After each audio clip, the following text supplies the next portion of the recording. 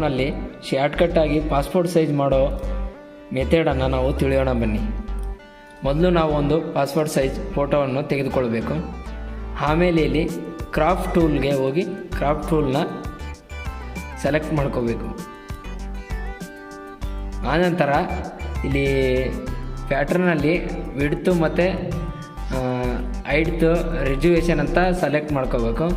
1.5 inches ಮತ್ತು 2 inches, ರೆಜ್ಯುವೇಷನ್ನು 200, ಆಮೇಲೆ pixel ಇಂಚಸಲ್ಲಿ ಇಟ್ಕೋಬೇಕು. ಆಮೇಲೆ ರೈಟ್ ಕ್ಲಿಕ್ ಮಾಡ್ಕೋಬೇಕು. ಅಂದರೆ ರೈಟ್ ಅಂದರೆ ಓಕೆ ಮಾಡ್ಕೊಂಡ್ಮೇಲೆ ಈ ಥರ ಬರುತ್ತೆ. ಈ ಥರ ಆದಮೇಲೆ ನಾವು ಬ್ಯಾಕ್ಗ್ರೌಂಡನ್ನು ಅನ್ಲಾಕ್ ಮಾಡ್ಕೋಬೇಕು.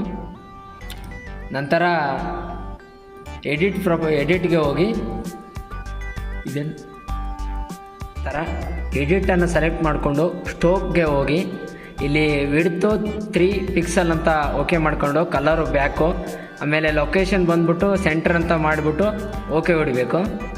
ಆ ನಂತರ ಕಂಟ್ರೋಲು ಶಿಫ್ಟ್ ಆಲ್ಟು ಮತ್ತು ಹಿಡಿದು ಪ್ರೆಸ್ ಮಾಡಬೇಕು. ಆನಂತರ ಶಿಫ್ಟು ಆಲ್ಟ್ ಹಿಡಿದು ಆ ಫೋಟೋನ ಅಡ್ಜಸ್ಟ್ಮೆಂಟ್ ಮಾಡ್ಕೋಬೇಕು. ಅಡ್ಜಸ್ಟ್ಮೆಂಟ್ ಕರೆಕ್ಟಾಗಿ ಅಡ್ಜಸ್ಟ್ಮೆಂಟ್ ಮಾಡ್ಕೋಬೇಕು.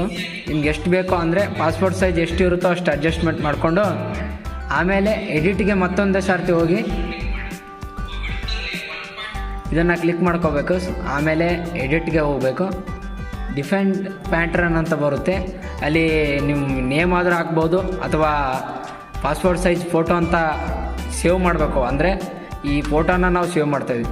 ಆನಂತರ ಮತ್ತು ಫೈಲ್ಗೆ ಹೋಗಿ ನ್ಯೂ ಫೈಲ್ ಅಂತ ಹೊಡೆದ್ಬಿಟ್ಟು ವಿಡ್ತು 1200 ಇಟ್ಕೋಬೇಕು. ಆಮೇಲೆ ಹೈಟ್ದು 800 ಇಟ್ಕೋಬೇಕು. ರೆಜ್ಯುವೇಷನ್ ಒಂದು 200 ಅಥವಾ 300 ಇಟ್ಕೊಂಡು ಕ್ರಿಯೇಟ್ ಅಂತ ಹೊಡೆದ್ಬಿಡ್ಬೇಕು. ಆಮೇಲೆ ನಾವು ಝೂಮ್ಗೆ ಹೋಗಿ ಫಿಟ್ ಸ್ಕ್ರೀನ್ ಅಂತ ಆಪ್ಷನ್ನ ಸೆಲೆಕ್ಟ್ ಮಾಡಬೇಕು.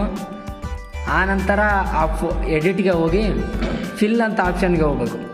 ಫಿಲ್ ಅಂತ ಹೋದ್ಮೇಲೆ ಇಲ್ಲಿ ಕಾಂಟ್ಯಾಕ್ಟ್ಸ್ ಅಂತ ಇರುತ್ತೆ.